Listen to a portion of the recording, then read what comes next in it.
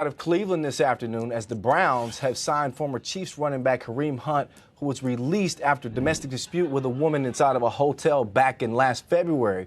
We'll get to more on this in just a minute. We'll bring in our NFL Network insider in Rapoport. But first, let's take a look at what Browns GM John Dorsey had to say. He says, "We fully understand and respect the complexity of questions and issues in signing a player with Kareem's history and do not condone his actions." Meantime, Kareem himself issuing this statement, quote, "I'm extremely grateful that John Dorsey, D, and Jimmy Haslam and the Cleveland Browns organization are granting me the opportunity to earn their trust and represent their organization in the best way possible on and off the field." For more on this big story, we want to bring in Rap Sheet, Ian Rapoport. Ian, obviously, this is a bit of a shock on this Monday morning. Tell us how this all came together. This actually has been coming for the last several days, and we've known that there were some teams who've been somewhat outspoken about their interest in Kareem Hunt. The Bears were one that never quite ruled out signing him, but there were several other teams at least looming for possibly signing Kareem Hunt. And my understanding, what he wanted was to sign with a team before the investigation into his 3 incidents of misconduct were concluded by the NFL.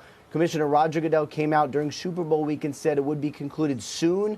That meant that Kareem Hunt and his people were essentially on the clock. And as far as why they wanted to sign before the investigation was complete, is because then he would know how many games is he going to be suspended.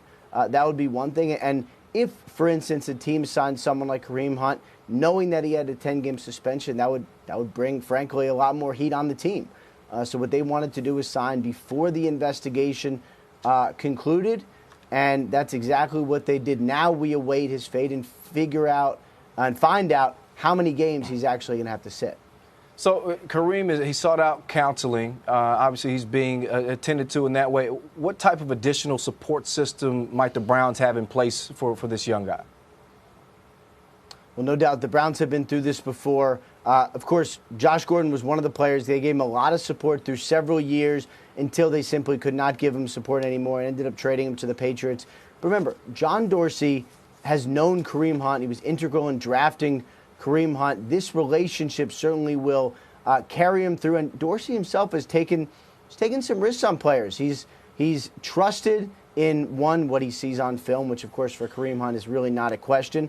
But the character he sees in people, what he knows, his relationship with them. He did it in drafting Marcus Peters, who's become a fantastic NFL player with the Kansas City Chiefs. Now he's done it. We did it with the drafting of Kareem Hunt. Now with the signing of Kareem Hunt on his new team, based on what he knows of the person and how they can manage the different issues that he's battling, that is what John Dorsey is banking on. And, you know, for Kareem Hunt, he did alcohol counseling. He did anger management counseling. The hope at the end of all of this was to make himself a better person. We don't know where that stands now. That remains to be seen. It would be impossible to judge, but at the least he has a new shot in the NFL with the Cleveland Browns. Yeah, we'll have to see exactly how long